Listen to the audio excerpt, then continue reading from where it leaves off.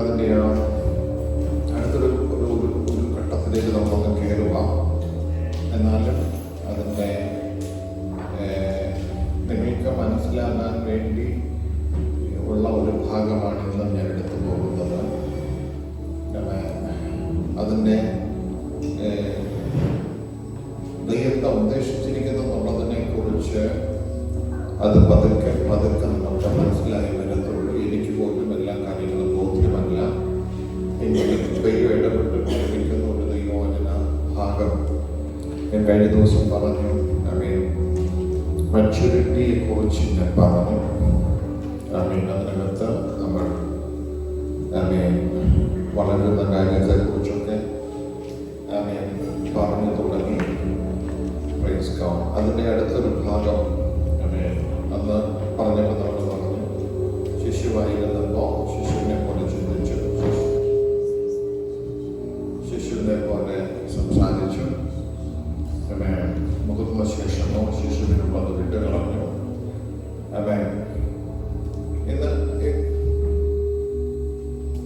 ഇന്ന് നാം അതിൻ്റെ ഒരു ഭാഗമാണ് ചിന്തിക്കുന്നത്. എന്നാലും അവസാനം ഇതെല്ലാം കൂടെ കണക്ട് ആയി വരത്തുള്ളൂ എന്നാണ് ഞാൻ ചിന്തിക്കുന്നത്. അല്ലേ? അപ്പോൾ നമ്മൾ സ്വപ്നം കാണുന്നതല്ല, നമ്മുടെ ഡ്രീംസ് ഒരു മച്യൂർഡ് ആയിട്ടുള്ള ഡ്രീംസ് വേണമെന്നാണ് ആദ്യം നിയമയുടെ ഇടപെട്ടത്. അതിലേക്കുള്ള വഴി തെളിച്ചു വരുന്നേ ഉള്ളൂ. എന്നാൽ അപ്പൊ തന്നെ ആത്മാവിൽ നമ്മൾ വളരേണ്ടതിനെ കുറിച്ച്, ആത്മലോകത്തെ കുറിച്ച് നമ്മൾ കഴിഞ്ഞ ആഴ്ചയിൽ ചിന്തിക്കുവാനിടയായി. ആത്മലോകം, ആത്മഫലത്തെ കുറിച്ച്, മാനുഷിക നിലവാരത്തിനപ്പുറത്ത് വെളിപ്പെടുന്ന ആത്മതലം, ആത്മാവ്. ആ കൂട്ടത്തിൽ ഞാനൊരു കാര്യം ഇങ്ങനെ പറഞ്ഞു, നിങ്ങൾ ആത്മാവിനാൽ ഭൂതങ്ങളെ പുറത്താക്കുന്നുണ്ടെങ്കിൽ ദൈവരാജ്യം നിങ്ങളുടെ ഇടയിലുണ്ടല്ലോ. ആ ദൈവരാജ്യത്തെ കുറിച്ചാണ് ഒരു ഭാഗം. എന്നാൽ അതിന് തന്നെ നമ്മുടെ ദൃശ്യകണ്ണുകൾ കൊണ്ട് കാണാൻ കഴിയുന്നതല്ല. എന്നാൽ അതൊരു വെളിപ്പാടിനാൽ നമുക്ക് കുറെ കാര്യങ്ങൾ മനസ്സിലാകും. ആത്മലോകത്തെ കുറിച്ച് നമ്മൾ ഗ്രഹിക്കുന്ന കാര്യത്തെ കുറിച്ചൊക്കെ ഞാൻ പല ഭാഗങ്ങൾ തൊട്ട് ഞാൻ സംസാരിച്ചു. ശരിക്കും പറഞ്ഞു കഴിഞ്ഞാൽ ആത്മാവിലാണ് വളരേണ്ടത്. ഒരാൾ ആത്മീയതയിൽ അല്ലെങ്കിൽ ഒരാൾ പുതിയ സൃഷ്ടിയായി ദൈവസന്നിധിയിൽ സമർപ്പിക്കപ്പെട്ട് കഴിഞ്ഞാൽ അവർ വളരേണ്ടത് ആത്മാവിലാണ്. അപ്പോൾ ഈ നമ്മൾ നേരിട്ട് കാണുന്നതും നമുക്ക് നമ്മുടെ മനസ്സും അല്ലെങ്കിൽ നമ്മുടെ പഞ്ചേന്ദ്രിയങ്ങൾ കൊണ്ട് നമ്മൾ വിവേചിച്ചെടുക്കുന്ന കാര്യങ്ങൾ നമ്മുടെ ലോകപരമായിട്ടുള്ള അറിവിനകത്ത് നിന്ന്, നമ്മുടെ അകത്ത് ഫീഡ് ചെയ്തതിനകത്ത് നിന്നാണ് നമ്മൾ ആ കാര്യത്തെ നമ്മൾ മനസ്സിലാക്കുന്നത്. എന്നാൽ ആത്മലോകം അതിനേക്കാൾ വ്യത്യസ്തമാണ്. അല്ലെങ്കിൽ അവിടുത്തെ കാര്യത്തെ കുറിച്ച് നിന്റെ ബുദ്ധി കൊണ്ട് നിനക്ക് എത്താൻ പറ്റില്ല. ബുദ്ധി എവിടെ അബലമായി.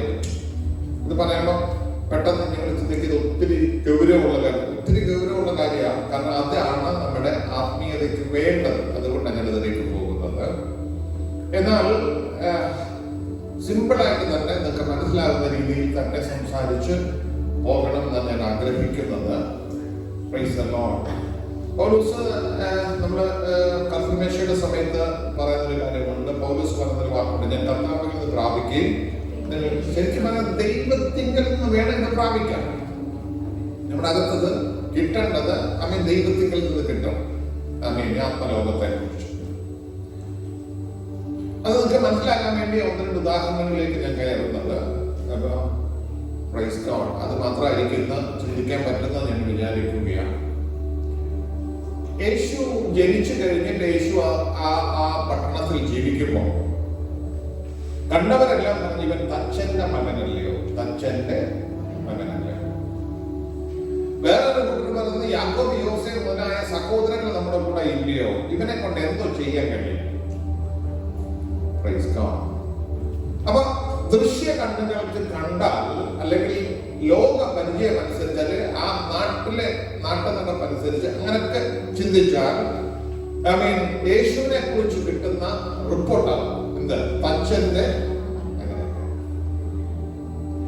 പക്ഷെ ഒരു വെളിപ്പാട് കിട്ടിയ പത്രോസിനോട് ചോദിച്ചു, പത്രോസെ നീ എന്നെ കുറിച്ച് പറഞ്ഞു, നീ അത്യുന്നതനായ ദൈവത്തിന്റെ പുത്രനായ ക്രിസ്തു. അത് ഭൂമിയിലുള്ള ഒരാൾക്കും ബുദ്ധിപരമായി കിട്ടുന്ന കാര്യമില്ല. യേശു പോകുന്ന കണ്ടുകൊണ്ട് യോഹന്നാൻ നോക്കിയിട്ട് പറയും, ഇതാ ലോകത്തിന്റെ പാപത്തെ ചുമന്നൊഴിക്കുന്ന. അത് കണ്ട ആർക്കും ഇതൊരു കുഞ്ഞാടാന്ന് തോന്നത്തില്ല. എല്ലാവർക്കും എന്താ ഒരു മനുഷ്യൻ പോകുന്നെന്ന് തോന്നുന്നു. പക്ഷേ യഥാർത്ഥ വെളിപ്പാടുള്ളവൻ, ആത്മലോകത്തെ സെൻസ് ചെയ്യുന്നവൻ, അവൻ പറഞ്ഞു ഇതാ പോകുന്നു ദൈവത്തിന്റെ കുഞ്ഞാണ്. ഞാൻ പറയുന്നത് മനസ്സിലാകുന്ന വിചാരിക്കുന്നു. നമ്മള് ദൃശ്യമായി കാണുന്ന ഒരുപാട് കാര്യങ്ങൾ വെച്ച് പലതും നമ്മൾ ഗ്രഹിക്കുമ്പോഴും, അല്ലെങ്കിൽ ഒന്നുകൂടെ പറഞ്ഞാൽ തൊട്ടടുത്തിരിക്കുന്ന ആളിനെ നമ്മുടെ ദൃശ്യ കണ്ണുകൾ കൊണ്ടാണ് നമ്മൾ കാണുന്നത്, അല്ലേ? ആ ആൾ സംസാരിക്കുന്നത് കേട്ടു, അല്ലെ ആ ഇടപെടുന്നത് കേട്ടു, അല്ലെ ഒന്ന് രണ്ട് കാര്യങ്ങൾ കണ്ട് നമ്മൾ അത് വെച്ചാണ് ആളെ വിധിക്കുന്നത്. ഓ നിങ്ങൾ എന്റെ കൂടെ ഇല്ല, അല്ലെ? നമ്മൾ അങ്ങനെയല്ലേ നമുക്ക്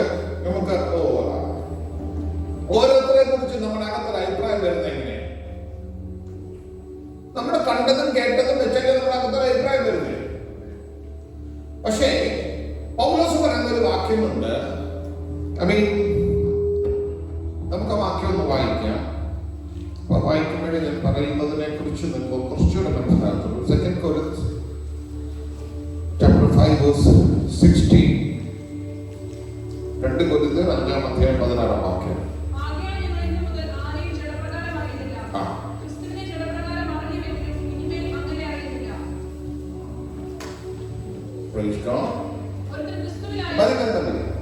ഒരുത്തൻ ക്രിസ്തുവിലായാലും പുതിയ സൃഷ്ടിയാണ്. അപ്പൊ നമ്മൾ പക്ഷെ അറിയുന്നത് എങ്ങനെ ആളിനെ? ആ ആളില് ഇന്നലകളെ വെച്ചാണ് നമ്മൾ ആളിനെ അറിയിച്ചു, അല്ലേ? നിങ്ങളുടെ കൂടെ നിൽക്കണേ. പൗലോസ് പറയുകയാണ്, ഞാൻ ജഡപ്രകാരം ആരെയും നമ്മളറിഞ്ഞ ജഡപ്രകാരം ഇല്ലയോ? നമുക്ക് ഇത്ര വണ്ണമുണ്ട്, അല്ലെങ്കിൽ അല്ലെ വണ്ണം കുറഞ്ഞ ഇങ്ങനെയല്ലേ നമ്മൾ ആളിനെ കണ്ട് മനസ്സിലാക്കി വെച്ചിരിക്കുന്നത്. ഒരാളുടെ ഫേസ് പിന്നെ കാണുമ്പോൾ ഇന്നാലാണ് നമുക്ക് പെട്ടെന്ന് ഐഡന്റിഫൈ ചെയ്യാൻ പറ്റും. പക്ഷെ പൗലോസ് പറയുകയാണ്, ഞാൻ ഇനി ജഡപ്രകാരമല്ല അറിയുന്നത്, ഞാൻ ആത്മാവിൽ അറിയുന്നു. കുറച്ചുകൂടെ കയറി വരാൻ.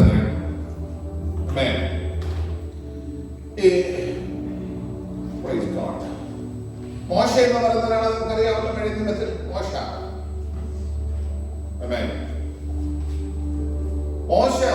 മോശയെ കുറിച്ച് നമുക്കറിയാവുന്ന റിപ്പോർട്ടുകൾ എന്താ? 20 ലക്ഷം പേരെ പുറത്തു കൊണ്ടുവന്ന, അവരെ അടിമത്തത്തിൽ നിന്ന് വിടുവിച്ച് കൊണ്ടുപോയ ഒരാൾ, അല്ലെ? മരുഭൂമിയിൽ 40 കൊല്ലം വരെ നടത്തിയ ഒരാൾ, അത്ഭുതങ്ങൾ ചെയ്ത ഒരാൾ, ദൈവസന്നിധിയിൽ 40 ദിവസത്തോളം സമയങ്ങൾ ചെലവഴിച്ച ഒരാൾ. ജനിക്കുമ്പോൾ ജനിക്കാൻ അനുവാദമില്ലാതിരുന്ന കാലഘട്ടത്തിൽ ജനിച്ചവൻ, രാജകൊട്ടാരത്തിൽ വളർന്നവൻ. ഇതെല്ലാം ചരിത്രത്തിനകത്തെ കാര്യങ്ങളാണ്. അത് തെറ്റെന്നല്ല പറയുന്നേ. ആ കൂട്ടത്തിൽ ഒരു കാര്യം കൂടെ എടുത്തു പറയുന്ന ഒരു കാര്യമുണ്ട്. 40 ദിവസം ദൈവസന്നിധിയിൽ ഇരുന്നേക്ക് അദ്ദേഹം ഇറങ്ങി വരുമ്പോ അവിടെ നടക്കുന്ന കാര്യങ്ങൾ കണ്ടപ്പോ ഒരു സെക്കൻഡ് കൊണ്ട്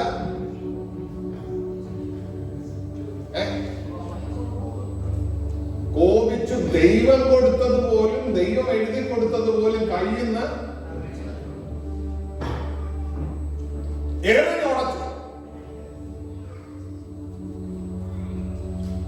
അങ്ങനെയാണ് ആളെ വിളിക്കാൻ പറ്റുന്ന പേരെന്തുവാ? ഇതുവരെ പറഞ്ഞ അതെല്ലാം കൂടെ ഈ ഒരൊറ്റ കാര്യത്തിൽ അങ്ങനല്ലേ? ചെറിയ ചിരിയേക്കുള്ളൂ.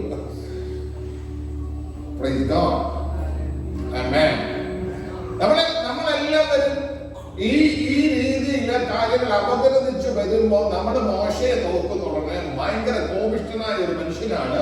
ദേഷ്യം വന്ന കയ്യിലിരിക്കുന്നതൊക്കെ അങ്ങനെയല്ലേ? നിങ്ങൾക്ക് വീട്ടിൽ കാണിക്കാൻ വേണ്ടി ഞാൻ തരുന്ന അനുവാദമൊന്നുമല്ല.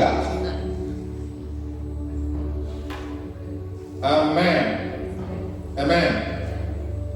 ഇത്ര കോപിഷ്ഠനായ ഒരു മനുഷ്യൻ പാറയെ അടിക്കാൻ പാറ വേണ്ടി കൽപ്പിക്കാൻ പറഞ്ഞപ്പം ദേഷ്യപ്പെട്ട് പാറയ്ക്ക് അടി കൊടുത്താൽ അല്ലെ? സെക്കൻഡ് കൊണ്ട് അമ്മയുടെ കോപം വരും. പക്ഷേ ആത്മാവിൽ അവനെ നോക്കുമ്പോ അവനെ കുറിച്ച് വചനത്തിനൊരു കാര്യം പറയാനുണ്ട്. സംഖ്യാപുസ്തകം 5-ാം അധ്യായത്തിൽ പറയുന്നു. ആമേൻ. നമുക്ക് വായിച്ചു പോകാം. അപ്പൊ അതായിരിക്കും നല്ലത്. Amen, amen. Praise God. സംഖ്യ 12:3 വായിച്ചേ.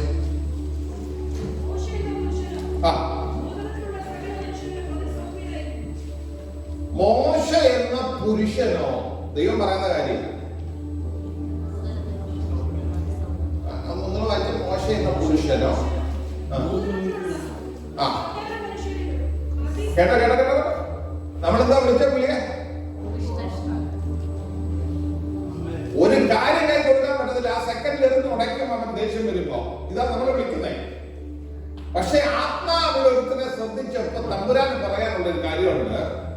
മോശ എന്ന പുരുഷനോ ഭൂതലത്തിലുള്ള സകല മനുഷ്യരിലും, അപ്പൊ നിന്നെക്കാളും എന്നെക്കാളും, പറഞ്ഞ മനസ്സിലായോ? ആത്മലോകവും ജഡപ്രകാരം ഒരാളെ അറിയുന്നതും തമ്മിലുള്ള വ്യത്യാസം ഇല്ല. Praise God. Amen. Amen.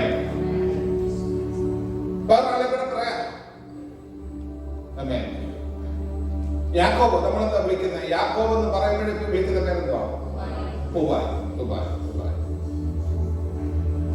ഒറ്റ നോട്ടത്തിൽ പറഞ്ഞാൽ, ഒറ്റ വാക്കിൽ നല്ല ഒറ്റ നോട്ടത്തിൽ പറഞ്ഞാൽ അപ്പനെ കബളിപ്പിച്ചു അല്ലേ? ചേട്ടനെ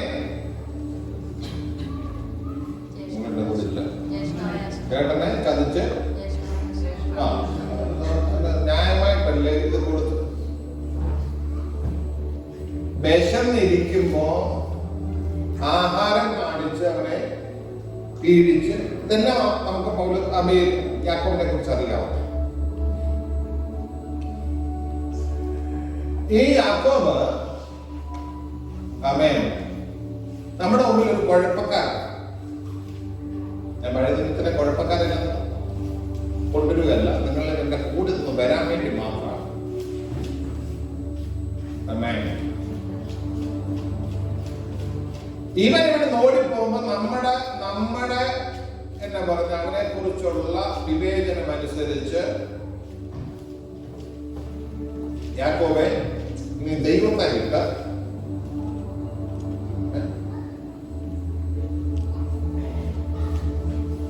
നിങ്ങൾ എന്റെ കൂടെ ഇല്ല. ദൈവത്തെ വിട്ട് ഓടിപ്പോകാതല്ല നമുക്ക് പറയാൻ പറ്റും. യാക്കോബ് അവൻ അപ്പന്റെ ഭവനം വിട്ട് ഓടിപ്പോവുക നിവർത്തിയില്ല. ഇവിടെ ചേട്ടന്റെ അടുത്ത് നിന്നാൽ മിക്കവാറും നാളത്തെ ദിവസം അത്ര മാത്രം പ്രശ്നം ഉണ്ടാക്കിയിട്ടാ പോകുന്നത് അല്ലെ? ഒരു വീടിനകത്തെ സമാധാനം മുഴുവൻ ഒരു വീടിനകത്തെ സമാധാനം മുഴുവൻ പോയി. അവൻ എന്നിട്ട് അവൻ ഓടി രക്ഷപ്പെടാൻ വേണ്ടി അവൻ ഓടിപ്പോകുമ്പം അവന്റെ രാത്രി ദൈവം അറിയല്ലേ?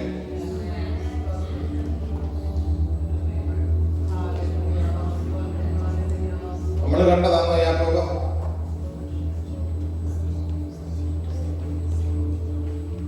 ഇനി നമ്മുടെ രീതിക്കാണെങ്കിൽ നല്ല പെന്തക്കോസ്തുകാരനായിട്ടുള്ള ഞാൻ പറയാനാണെങ്കിൽ വരുവാണെങ്കിൽ ഈ ഒരു വടിക്കൈ വേണ്ടായോ? മിനിമം.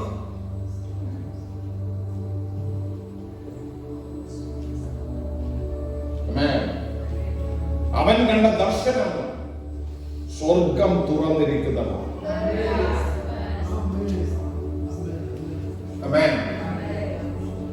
എനിക്ക് തോന്നുന്ന യാക്കോബിനാണ് അതിനൊന്നും ഒരു വലിയ വെയിറ്റ് ഉണ്ടായെന്ന് തോന്നുന്നു, അല്ലെ വലിയൊരു സീരിയസ്നെസ് ഉണ്ടായെന്ന് എനിക്ക് തോന്നുന്നില്ല. പക്ഷെ അവൻ ദൂതന്മാർ കയറുകയും ഇറങ്ങുകയും ഒക്കെ ചെയ്യുന്നത് അവൻ കണ്ടു. അവൻ സ്വർഗത്തോളം എത്തുന്ന ഒരു ഗവേണി. ഓ, അതിനകത്ത് നിന്ന് ദൂതന്മാർ ഇറങ്ങുന്നു, കയറുന്നു. പക്ഷെ നേരം എടുത്തപ്പോ അവരെഴുന്നേറ്റ് പറഞ്ഞു, ദൈവം ഇവിടെ ഉണ്ടായിരുന്നു. ഓ, അതുകൊണ്ട് അദ്ദേഹം ഒറ്റ തീരുമാനം അങ്ങെടുത്തു, ഞാൻ പോകുന്നിടത്ത് നീ എന്നോട് കൂടെ ഇരുന്ന് നീ എന്നെ സമാധാനത്തോടെ എന്റെ അപ്പന്റെ വീട്ടിൽ മടക്കി വരുത്തിയാൽ ഈ സ്ഥലം നിനക്ക് ആലയായിരിക്കും. ആമേൻ. നല്ല കട്ടിയായ തീരുമാനം. Praise God. ചൊല്ലാൻ ഞാൻ പറയാം, അവന്റെ ആ തീരുമാനത്തെ സ്വർഗ്ഗം അംഗീകരിച്ചു. ഒരു പുസ്തകം വായിച്ചാൽ നമുക്കറിയാം, നമ്മളിവനെ ഉപായി എന്നൊക്കെ പറഞ്ഞ് നമ്മൾ ഇപ്പോഴും അവൻ പേരിട്ടുകൊണ്ടിരിക്കുമ്പോ ആമേൻ ആമേൻ ലാബാന്റെ ഭവനത്തിൽ ചെന്ന് അവിടെ നിൽക്കേണ്ട വന്നു. ആമീൻ. പല കാരണങ്ങളാൽ അവൻ, അതിലേക്കൊന്നും ഞാൻ പോകുന്നത്, പല കാരണങ്ങളാൽ അവൻ ആമീൻ ഏകദേശം 20 വർഷത്തോളം അവിടെ നിന്നു. 20 കൊല്ലത്തോളം അവൻ അവിടുന്ന് അവൻ പോരാൻ വേണ്ടി ഒരുങ്ങുമ്പോ ലാബാൻ അവനെതിരെ നിൽക്കുമ്പോ ലാബാൻ പറയുന്നൊരു വാക്കുണ്ട്, അതെനിക്ക് ഭയങ്കര ഇഷ്ടമുള്ള ഒരു കാര്യമാണ്. അവൻ പറയുന്നത് ഇതാ, യാക്കോബേ, നിന്നെ തൊടാൻ നിന്റെ ദൈവം എന്നെ അനുവദിച്ചിട്ടുണ്ട്. നിന്നെ തൊടാൻ നിന്റെ ദൈവം എന്റെ അടുത്ത് വന്നേ, നിന്റെ ദൈവം എന്റെ അടുത്ത് വന്ന. അങ്ങനെ എനിക്കൊരു കാര്യം പറയാനുണ്ട്. ഇന്ന് പല നിനക്കൊന്ന് വിശ്വസിക്കാം, നിനക്കെതിരെ ചിലത് വരുമ്പോ ഇറങ്ങുന്നൊരു സ്വന്തമുണ്ട്. ശക്തമായ ദൈവം എന്നോട് പറയുന്ന ഒരു കാര്യമാണ്, നിനക്കെതിരെ ദൈവത്തിന്റെ തെരഞ്ഞെടുപ്പുള്ള നിനക്കെതിരെ അവൻ നിന്റെ നന്മകളെ മാറ്റി കളയാൻ, നിന്നെ ഒതുക്കി കളയാൻ ശ്രമിക്കുന്ന ദേശത്തിന്റെ ശക്തികളോട് അവൻ അതിന്റെ നിലവാരങ്ങളുള്ളപ്പോ അവൻ നിന്നെ തൊടാൻ സമ്മതിക്കാതെ നിനക്ക് വേണ്ടി ഇറങ്ങുന്നവരുണ്ട്.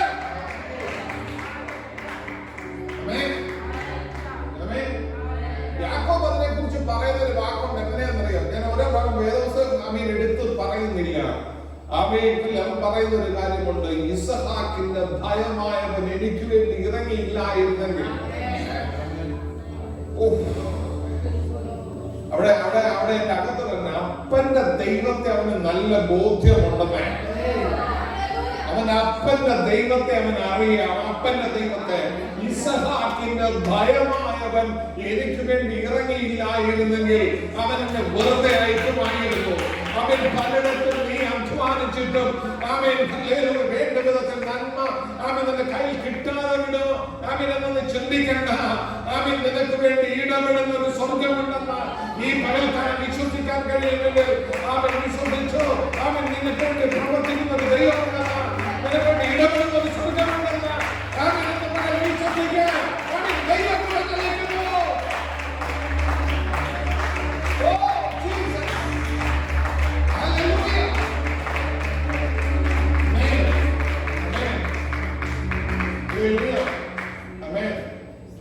കഴിഞ്ഞ ദിവസം ഒരു ദൈവദാസനെ സംസാരിക്കുന്നത് ഞാൻ കേട്ടു. നാളുകൾ കുറെ ആയപ്പോ ലാഭാൻ വിചാരിച്ച് ഈ ചെറുക്കനൊരു പൊട്ടച്ചെറുക്കനാണ്. അവൻ അവിടെ മറ്റു പലരും ഉള്ളതിനേക്കാൾ ഇവനൊരു പൊട്ടനാണ്. ആമേൻ. Praise God.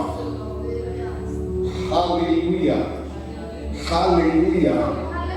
ലാബാനെ നീ പറയും ഇത് പൊട്ടന, അല്ലെ അവന് മന്ദബുദ്ധിയ, അവനെ കൊണ്ടൊന്നും പറ്റത്തില്ല, അല്ലെ ഇതൊക്കെ നീ കാൽക്കുലേറ്റ് ചെയ്താക്കി കാര്യങ്ങൾ ചെയ്യുക. പക്ഷേ അവന് തന്റെ ഇടത്തോടെ പറയാൻ കഴിയും, എനിക്കൊരു ദൈവമുണ്ടെന്ന്. പറയാൻ കഴിയും, എന്തെല്ലാമായാലും എനിക്ക് വേണ്ടി ഇടപെടുന്ന ഒരു ദൈവമുണ്ടെന്ന്, എനിക്ക് വേണ്ടി ഇറങ്ങുന്ന ഒരു ദൈവമുണ്ടെന്ന്, എന്റെ തലമുറയ്ക്ക് വേണ്ടി ഇറങ്ങുന്ന ഒരു ദൈവമുണ്ടെന്ന്. Jesus. Hallelujah. Hallelujah. ലാബാൻ എങ്ങനെയും പറഞ്ഞു വിട്ടേക്കാമെന്ന്, അവൻ നിന്നെ എങ്ങനെയും പറഞ്ഞു വിട്ടേക്കാമെന്ന് ചിന്തിച്ചാൽ ആ ചിന്തയ്ക്ക് പുറകിൽ ഏതൊക്കെ ശക്തികൾ നിന്നാലും അവൻ അങ്ങനെ പറഞ്ഞു വിടാൻ അനുവദിക്കത്തില്ലെന്ന സ്വർഗം നിനക്ക് വേണ്ടി ഇടപെടുന്ന ഒരു സ്വർഗമാണ്. അവൻ നിനക്ക് വേണ്ടി ഇറങ്ങുന്ന ഒരു ദൈവമാണ്.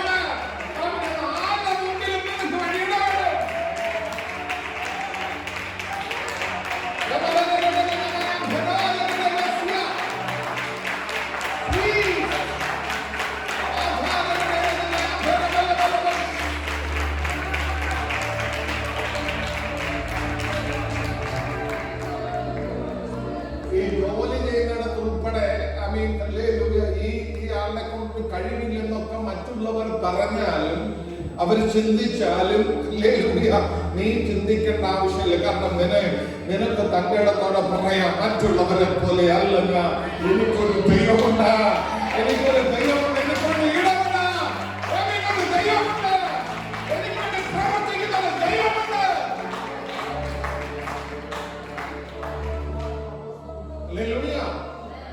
എത്ര പേർക്കൊരു തന്റെ ഇടമുണ്ട്, ഒരു ധൈര്യമുണ്ട്, എനിക്കൊരു ദൈവമുണ്ട്. നീ വീണു പോകാൻ സമ്മതിക്കത്തില്ലെന്നേ, നീ തോറ്റു പോകത്തില്ലെന്നേ, അവൻ നിന്റെ കണ്ണുനീർ കണ്ടിട്ട് അവൻ മാറിയിരിക്കത്തില്ല, അവൻ നിന്റെ കരച്ചിൽ കണ്ടിട്ട് അവൻ മാറിയിരിക്കത്തില്ല. അവൻ നിനക്ക് വേണ്ടി ഇടപെടുന്ന ഒരു സ്വർഗ്ഗമുണ്ടെന്ന് പറയുക, നിനക്ക് വേണ്ടി ഇടപെടുന്ന ഒരു ദൈവമുണ്ടെന്ന് പറയുക. ഇന്ന് നിന്റെ വിശ്വാസം വർദ്ധിക്കട്ടെ. അവൻ ദൈവത്തെ ധരിക്കുന്നു, അവൻ ദൈവം ഇടപെടുന്നു.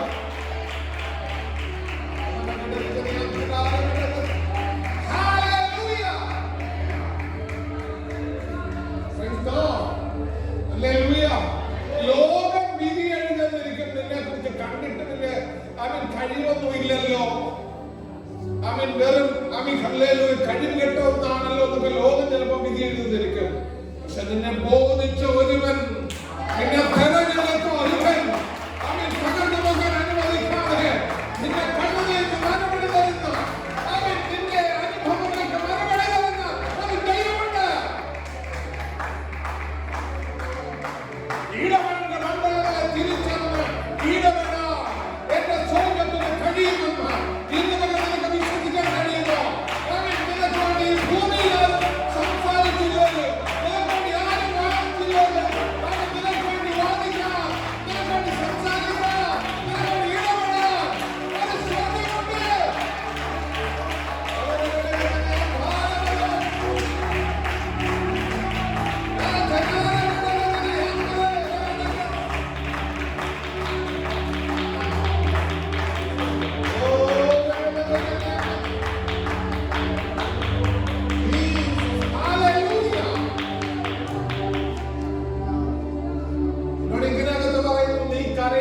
പുറത്താരും കണ്ടില്ലാതിരിക്കും.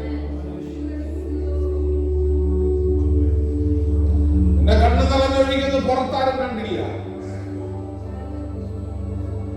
പക്ഷെ നിന്റെ കണ്ണ് നിറഞ്ഞൊഴിക്കുന്നത് കാണുന്ന ഒരു സ്വർഗമുണ്ട്. ആമേൻ, ആമേൻ. യാക്കോബേ, ഒരു അടിമയ്ക്ക് തുല്യമായിട്ടല്ല നീ അറിയിട്ട് തന്നെ. അതെ, തുല്യമായിട്ട ഒരു ദയം കിട്ടിയില്ല. തക്ക പറയുന്ന പല പ്രാവശ്യം നീ എന്റെ പ്രതിഫലത്തെ മാറ്റിക്കളഞ്ഞു, പല പ്രാവശ്യം.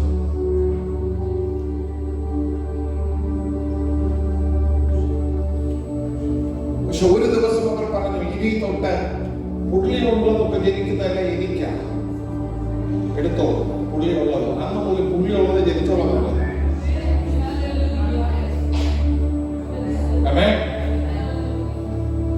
അതിന് ടെക്നോളജി എന്താണെന്ന് എനിക്ക് മനസ്സിലായിട്ടില്ല.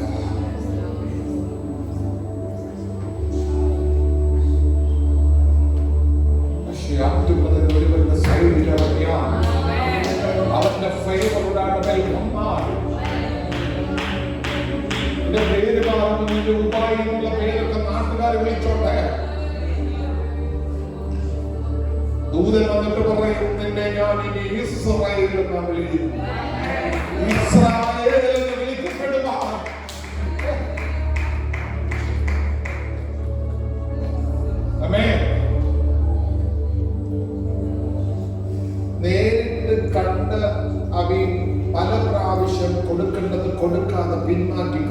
ലാബാൻ. അവൻ മാറ്റി.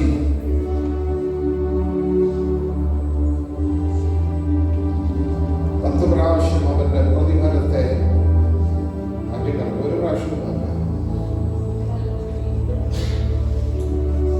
എന്റെ ആയുസ് മുഴുവൻ വിട്ട് പണിയെടുപ്പിച്ച് കാര്യങ്ങൾ ചെയ്യാൻ നാം ചിന്തിക്കുമ്പോൾ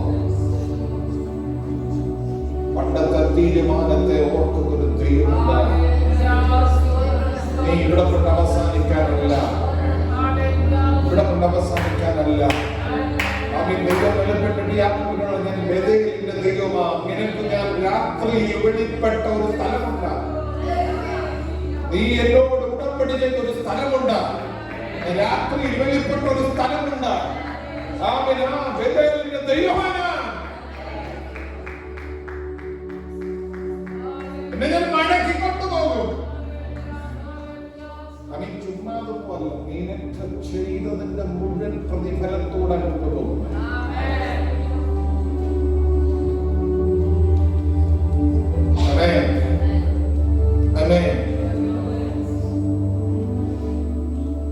ഞാൻ പലപ്പോഴും പണ്ട് പറഞ്ഞിട്ടുണ്ട്, ഇപ്പൊ ഞാൻ അടുത്ത സമയങ്ങളിൽ പറഞ്ഞിട്ടില്ല. ഞാൻ എപ്പോഴും പറയാറുണ്ടായിരുന്നു, നേരത്തെ എന്റെ ഹൃദയം വേദനിച്ചു, എന്റെ കണ്ണ് നിറഞ്ഞൊഴുകിയ എനിക്കറിയാം അതിനൊരു പ്രതിഫലം ഉണ്ടാവും. ഞാൻ അതിന്റെ ആ വിഷയത്തിന് മറുപടി കണ്ടിട്ടുണ്ട്. എന്താ പറഞ്ഞ ആ കരച്ചിലിന് മറുപടി കണ്ടിട്ടുണ്ട്. അതാരും കണ്ടെന്നിരിക്കത്തില്ല, പുറത്താരും മനസ്സിലാക്കിയെന്നിരിക്കത്തില്ല. പുറത്താരോടും ചിലപ്പോൾ പറയാൻ കഴിയുന്ന കാര്യമായിരിക്കണമെങ്കിൽ ഇത് പറയുന്നതിരിക്കുന്നവർ അവയുടെ കുടുംബജീവിതത്തിലാകാം, വ്യക്തിപരമായ ജീവിതത്തിലാകാം, ജോലിയിലാകാം, എവിടെയൊക്കെയോ ആരോടും പറയാൻ കഴിയാത്ത വേദനയുടെ ഉള്ളിൽ തിങ്ങി നിൽക്കുമ്പോൾ എന്തുകൊണ്ടാണ് ദൈവമേ ഇതെന്നതിന്റെ അവനറിയാതെ ചോദിച്ചു പോകുന്ന ഒരു നിലവാരത്തിൽ നിൽക്കുമ്പോൾ ഞാൻ മാത്രമേ ഉള്ളൂ ഈ പ്രശ്നക്കാരൻ, ഞാൻ മാത്രമേ ഉള്ളൂ ഈ പ്രശ്നക്കാരന് ചിന്തിക്കുമ്പോൾ ഇന്ന് പകലിൽ ഈ മൂന്ന് നീ ഏറ്റെടുത്ത് വേണം പോകാം. മറ്റുള്ളവരെല്ലാം നിന്നെ തള്ളിയിടുമ്പോഴും അവരെല്ലാം ഒരു വില കൊടുക്കാതെ ചിന്തിച്ചു പോലെ എന്തുകൊണ്ടോ ആരോടും പറയാൻ കഴിയാതെ തള്ളപ്പെട്ട് കിടക്കുന്ന, ചവിട്ടുകൊണ്ട് കിടക്കുന്നവരുടെ അനുഭവത്തിനകത്ത് നിന്ന് നിന്റെ ഉള്ളം നോറുമ്പോ, നിന്റെ കണ്ണുകൾ പുറത്തു വരുമ്പോ നിന്നെ അറിയുന്നൊരു സ്വന്തമുണ്ടെന്ന്, നിന്റെ ഇന്നലകളിലെ തീരുമാനങ്ങളുടെ പുറത്ത് നിന്നോട് ഇടപെട്ടൊരു സ്വർഗം ഈ കണ്ണുനീരിന്റെ നടുവിൽ മറികടന്ന് പോകത്തില്ല, തന്നെ വിട്ടുകളയത്തില്ല. നിന്നെ സഹായിക്കുന്ന ഒരു ദൈവം ഉണ്ടെന്നാണ്.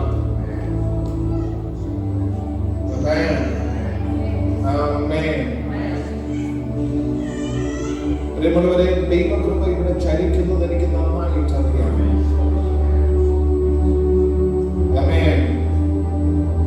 മറ്റാരും ശ്രദ്ധിക്കുന്നത് പോലെയോ ചിന്തിക്കുന്നത് പോലെയോ അല്ല നിന്നെ കുറിച്ച് ദൈവത്തിന്റെ പദ്ധതി. യാക്കോബ ഇവിടെ കൊണ്ട് അവസാനിക്കാനല്ല, നിന്നെ കുറിച്ച് എനിക്ക് പദ്ധതിയുണ്ട്. ഒരു പദ്ധതിക്ക് വേണ്ടി ഒരു തലമുറ, ആ തലമുറ എന്നല്ല ഒരു ജാതി, ഇതൊക്കെ ദൈവത്തിന്റെ പദ്ധതിക്കകത്തുണ്ടാവുക. ലാബാൻ നിനക്ക് ഇതിനെ ഒതുക്കിക്കളയാൻ പറ്റത്തില്ല. നീ കാണുന്നതല്ല യാക്കോബ്, നീ കണ്ടതല്ല യാക്കോബ്. അത് അവസാനം ഒരു മനസ്സിലായി. നിന്നോട് എനിക്ക് ദോഷം ചെയ്യാൻ കഴിയുമായിരുന്നു, പക്ഷെ ഇന്നലെ നിന്റെ ദൈവം എടുത്തു വന്നത് തടഞ്ഞു, നിന്റെ ദൈവം എടുത്തു വന്നത് തടഞ്ഞു. ലാബാൻ എടുത്ത് ദൈവം ഇറങ്ങുന്നത് തടഞ്ഞു.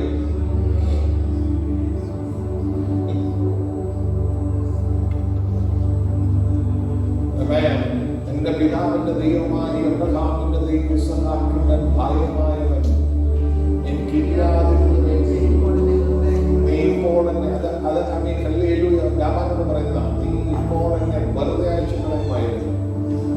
ദൈവത്തിന്റെ കഷ്ടതയും എന്റെ കൈകളുടെ പ്രവർത്തനം കണ്ട് കഴിഞ്ഞ രാത്രി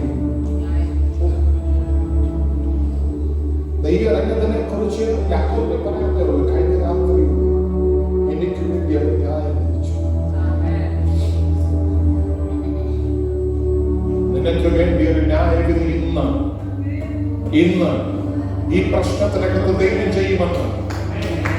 നിനക്ക് വേണ്ടി ദൈവം ഇന്ന് പകൽ ഒരു കാര്യം ചെയ്യുമെന്ന് അവൻ വിശ്വസിക്കാൻ കഴിയുമെങ്കിൽ ഏൽപ്പിച്ചുകൊണ്ട് അവൻ ദൈവത്തെ വ്യാപരിക്കുന്നു എന്ന് അവൻ എന്നെ പറഞ്ഞ് വിളിച്ചു പറയുമ്പോ അവൻ ശക്തമായി നിന്റെ കുറവുകളോ കുറ്റങ്ങളോ ഒന്നും അതിന് കാരണം അത് നീ ദൈവസ്ഥാനത്തിൽ ഏറ്റു പറഞ്ഞപ്പോഴേ ദൈവം ക്ഷമിച്ചു.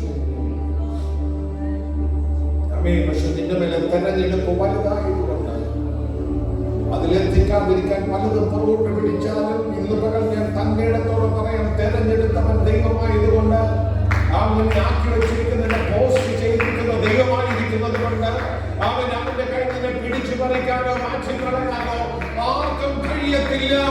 അവൻ അവന്റെ കരം നിനക്ക് പിടിച്ചടിക്കും.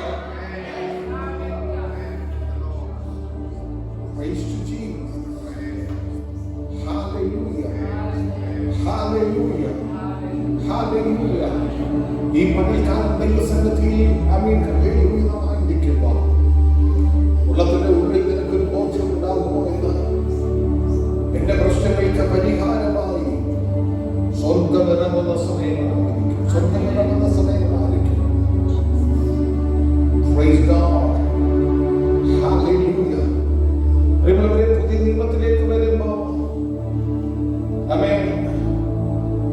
ഒരു കൂട്ടം ജനത്തെ കൊന്നുമുടിക്കാൻ വേണ്ടി പുറപ്പെട്ട ഒരുവൻ ദമസ്കോസിന്റെ പടിവാതിൽക്കൽ എത്തുമ്പോ അവിടെ ദൈവത്തിന്റെ ഒരു എൻകൗണ്ടർ ഉണ്ടായി. അവിടെ വീഴുന്നു. ദമസ്കോസിലുള്ള അനന്യാസിന്റെ അടുത്തേക്ക് ദൈവത്തിന്റെ ആലോചന ചെല്ലുകയാണ്. അനന്യാസേ, ഇതാ നീ ഒരു കാലിന്റെ നാർവീതി എന്ന തെരുവിൽ യൂദയുടെ വീട്ടിൽ കറക്റ്റ് സ്ട്രീറ്റ് വരെ പറഞ്ഞവിടുന്ന് നേർവീതി എന്ന തെരുവിൽ യൂദയുടെ വീട്ടിൽ തർസൂസുകാരനായ ശൗൽ എന്ന് പറഞ്ഞവനെ നീ അന്വേഷിക്കണം. അനന്യാസ് ദൈവത്തോട് മറുപടി പറയുന്നത് ഇതാണ് ജനപ്രകാരമുള്ളതെന്ന് ഞാൻ പറയാം. അനന്യാസ് ദൈവത്തോട് മറുപടി പറയുന്നത് അവൻ നിന്റെ ജനത്തിന് എത്രമാത്രം ദോഷം ചെയ്തിരിക്കുന്നു എന്ന് നീ അറിയുന്നല്ലോ. ഇവിടെയും അങ്ങനെയുള്ള ആരെങ്കിലും ഉണ്ടെങ്കിൽ അവരെ പിടിച്ചു കെട്ടാനുള്ള അനുവാദം അധികാരപത്രം പുരോഹിതന്മാരുടെ കയ്യിൽ നിന്ന് വാങ്ങിയവൻ വന്നിരിക്കുകയാണ്.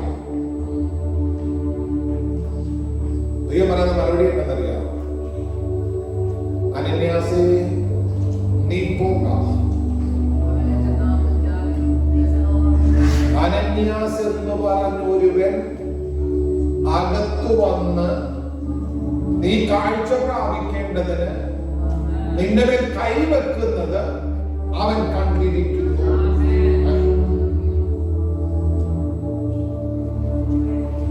എപ്പോഴാ പൗലോസിന്റെ വെളിപാട് കൊടുക്കുന്നത് മനസ്സിലായത്?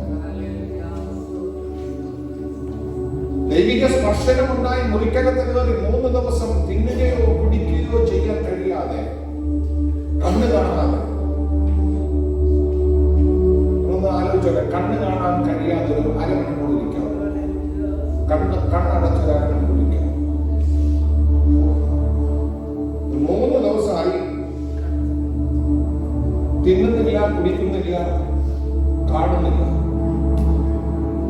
പക്ഷെ അവൻ കാര്യം ചെയ്യുന്നുണ്ട്. അവിടെ വ്യക്തമാക്കി പറയുന്നത് അവൻ പ്രാർത്ഥിക്കുന്നു.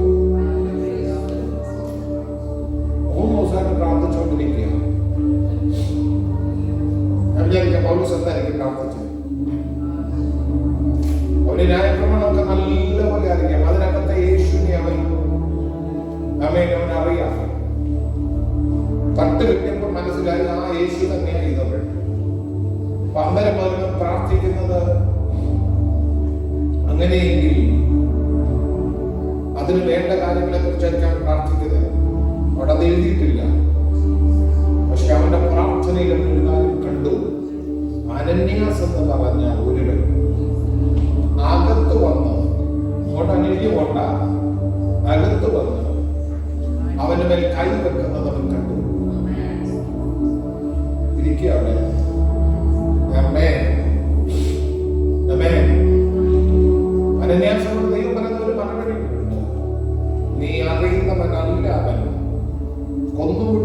ഉപദ്രവിച്ചവനല്ല, ഈ ജനത്തെ ഉപദ്രവിച്ചവനല്ല.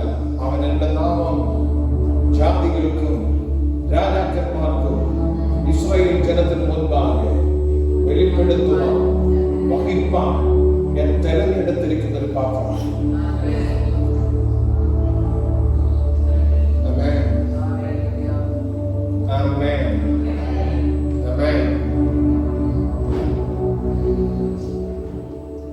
അവന്റെ നാമത്തെ വഹിക്കുക എന്ന് പറഞ്ഞ രണ്ട് കാര്യങ്ങൾ അതിനകത്ത് ഉണ്ട് കേട്ടോ. രണ്ട് കാര്യങ്ങൾ.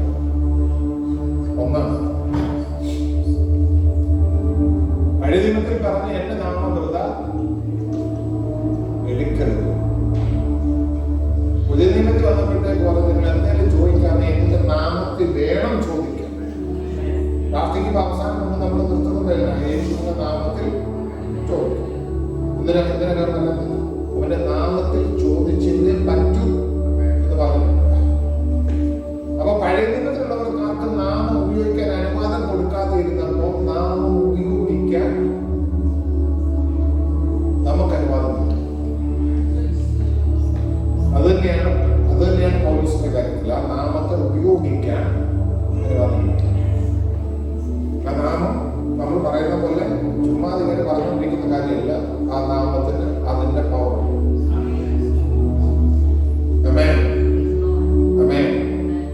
വിശാലൊക്കെ പോകാൻ ഒറ്റ വാക്കും മതി ആ നാമത്തിൽ.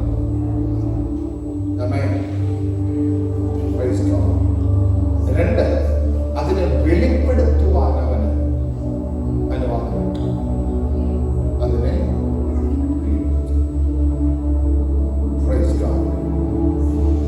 ഈ രണ്ട് കാര്യങ്ങളും ഒരുപോലെ ഇറങ്ങി നിൽക്കുന്ന ആൾക്കാരാണ്. രണ്ട് കാര്യങ്ങളും യേശുവിന്റെ നാമത്തെ വെളിപ്പെടുത്താൻ, യേശുവിന്റെ നാമത്തെ വഹിക്കാൻ അല്ലെങ്കിൽ ഉപയോഗിക്കാനും അനുവാദം ലഭിച്ചു.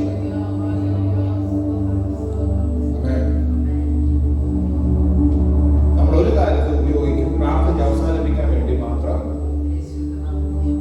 യേശുവിന്റെ നാമത്തിൽ ഞങ്ങൾ ആ ചോദിക്കുന്നത് ഈ വചനങ്ങളിൽ പറഞ്ഞിട്ടുണ്ട്, എന്റെ നാമത്തെ ചോദിച്ചോ എന്നാൽ അത് നിങ്ങൾക്ക് ലഭിക്കും. ചോദിക്കാൻ ലഭിക്കുന്നു. അത് ഇതൊരു സ്ഥിരം പല്ലവിയായിട്ട് നമ്മൾ യേശുവിന്റെ നാമം പറഞ്ഞു കൊടുക്കണം. ഞാൻ പറഞ്ഞ യേശുവേ നിന്റെ വായിൽ നിന്ന് വിളിക്കുവാണെങ്കിൽ, ഞാൻ പറഞ്ഞ ഞാനിവിടെ നിന്നുകൊണ്ട് ആശയുടെ ബാക്കി എടുക്കണം. ആശ എന്ന് വിളിച്ചാൽ ആശ അവിടെ കേൾക്കും, കൈവക്കും. മനസ്സിലായി? ആശ ഇവിടെ ഇല്ലാതെ, നിങ്ങൾ എന്റെ കൂടെ നിൽക്കണേ, ആശ ഇവിടെ ഇല്ലാതെ ഞാൻ ആശ 9 വട്ടം വിളിച്ചാലും കിട്ടിയെന്നുള്ള എന്റെ കൂടെ ഉണ്ടോ? യേശുവേ യേശുവേ എന്ന് വിളിക്കുമ്പോ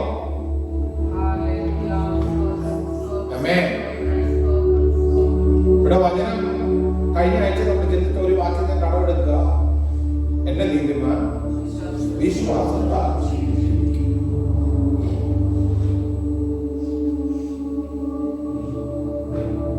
ആശയം ഇല്ലാതെ ഞാൻ വിശ്വസിക്കുന്നു എന്ന് പറഞ്ഞിട്ട് കാര്യമില്ല. എത്ര വിശ്വസിച്ചാൽ ആശ ഇല്ല.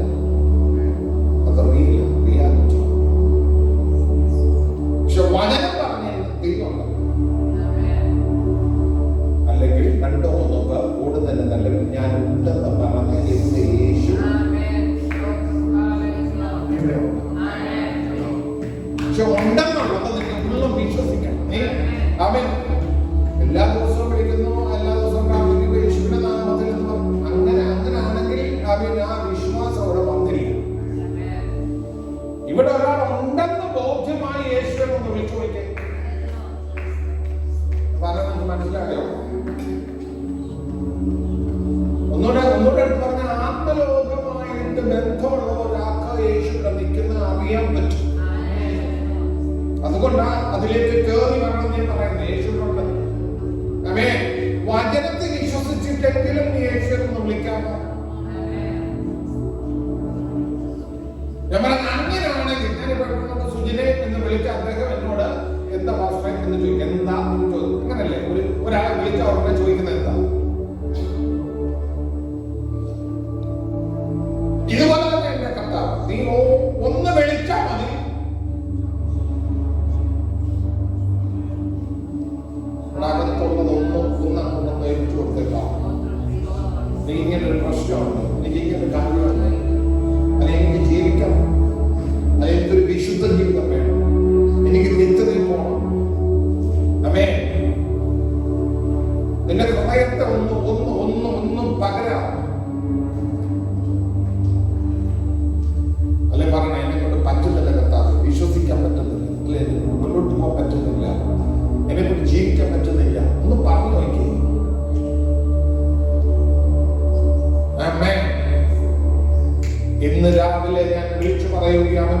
സാന്നിധ്യം ഇവിടെ നിലനിൽക്കുന്നത് കൊണ്ട് ഉറപ്പായിട്ട് എനിക്ക് വിളിച്ചു പറയാൻ കഴിയും, ഹല്ലേലൂയ, യേശുവേ എന്ന് അവൻ കർത്താവിന്റെ സാന്നിധ്യം ഇവിടെ ഉണ്ടെന്ന് ബോധ്യമായ ഒരാൾ വിളിച്ചാൽ ഇന്ന് നിന്റെ സൗഖ്യത്തിന്റെ ദിവസമായിരിക്കും.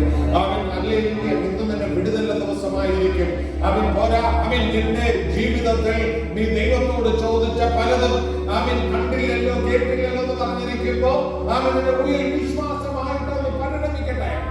ആമേൻ, ഹല്ലേലൂയ, അത് നിനക്ക് ഉപകാരമായിട്ട് വരുമെന്ന് വചനം പറഞ്ഞിരിക്കുന്നത്. ഈ പകൽ അവനെ വിശ്വസിക്കാൻ കഴിയുമോ? അവൻ ആത്മലോകവുമായിട്ട് ബന്ധമില്ലായിരിക്കാം, അവനോട് പറ്റുന്നില്ലായിരിക്കാം. നീ ചോദിക്കേ, കർത്താവേ, അവൻ എനിക്കിതൊന്നും കാണാം, അവൻ ഇതിനകത്തൊന്ന് കേറാം, അവൻ എന്റെ ഉള്ളിലൊന്ന് ബോധ്യമാകാം. ദൈവമേ, നാളുകളെ കുറിച്ച് എനിക്കൊന്ന് ബോധ്യമാകാം. അവൻ സ്വർഗം എന്നെ ഒന്ന് സഹായിക്കുമോ? അവൻ കർത്താവെ എന്ന് വിളിച്ചു നോക്ക്. Hallelujah.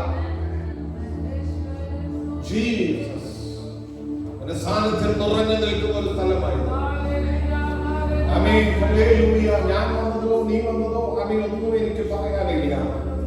ആമേൻ, പക്ഷെ ഒരു കാര്യം എനിക്കറിയാം, കർത്താവ് ഇവിടെ വന്നിട്ടുണ്ട്. അവൻ വന്നാൽ ആമേൻ വെറുതെ ആമേൻ ഹല്ലേലൂയ ഇരിക്കുകയല്ല. ആമേൻ, ഹല്ലേലൂയ, നിന്റെ സ്തുതികളിൽ അവൻ അധിവസിക്കുമെന്ന് വചനം പറഞ്ഞിട്ടുണ്ടെങ്കിൽ വ്യാകരം തുറന്ന് അവൻ അതിന് സ്തോത്രം ചെയ്യാൻ തുടങ്ങിയ അവനെ തുറന്ന് ദൈവത്തിന് നന്ദി പറയാൻ തുടങ്ങിയ അവൻ ആ സ്തുതികളിൽ അധിവസിക്കുന്നവൻ ഇന്ന് പകലിവിടെ ഇരിക്കാൻ അവൻ ഹല്ലേലൂയ അധിവസിക്കാൻ അവൻ ഹല്ലേലൂയ അവരുടെ ഇരിപ്പിടമൊരുക്കാൻ അവൻ അവിടെ ഹല്ലേലൂയ അവൻ അവന്റെ പ്രവൃത്തി വെളിപ്പെടുവാൻ ഈ പകൽക്കാലം സ്വർഗ്ഗം അത് ചെയ്യുമെന്ന് അവൻ വിശ്വാസത്തോടെ അവൻ ദൈവകരത്തിലേക്ക് ഏൽപ്പിച്ചു കൊടുക്കാം. Praise to Jesus. Hallelujah. നിന്റെ കണ്ണ് നിറഞ്ഞ് നീ ആമേൻ ദൈവസന്നിധിയിൽ വെച്ച വിഷയത്തിൽ ഈ പകൽ സ്വർഗ്ഗം ഇടപെടുമെന്ന് ഞാൻ വിളിച്ചു പറയുന്നു. എന്റെ ഹൃദയത്തിൽ അതൊരു വിശ്വാസമായിട്ട് പരിണമിക്കട്ടെ. നിന്റെ വിഷയം എനിക്കറിയത്തില്ലായിരിക്കാം. ആമേൻ, ഹല്ലേലൂയ, എന്താണ് നീ ഭാരപ്പെടുന്നത് എനിക്കറിയത്തില്ലായിരിക്കാം. പക്ഷെ അറിയുന്ന ഒരു ആത്മാവ് ഇന്ന് പകൽ ഇവിടെ ഉണ്ട്. Hallelujah, hallelujah, hallelujah. ദൈവത്തിന്റെ കൃപയ്ക്കായിട്ട് ഏൽപ്പിച്ചു കൊടുത്തേ. ആമേൻ, ദൈവത്തിന്റെ സാന്നിധ്യം ഇവിടെ നിറഞ്ഞു നിൽക്കുന്നു. ആമേൻ, ഹല്ലേലൂയ. ആത്മനദിയിലേക്ക് അവൻ ആ പാട്ട് നമുക്കൊരു ശീലം ചേർന്ന് പാടാം. ഹല്ലേലൂയ, ആമേൻ, ഹല്ലേലൂയ. ആത്മനദി ഒഴുകുമെന്ന് പറയുമ്പോൾ ആത്മതലത്തിൽ ഹല്ലേലൂയ ഇന്ന് പകൽ നിന്റെ ഹൃദയത്തിൽ ഒന്ന് പകർന്നു കൊടുത്തേ. ശക്തമായി ഇന്ന് പകൽ നിനക്ക് വേണ്ടി വെളിപ്പെടുത്തുന്ന ദൈവ സാന്നിധ്യമുണ്ട്. ആമേൻ, ഹല്ലേലൂയ.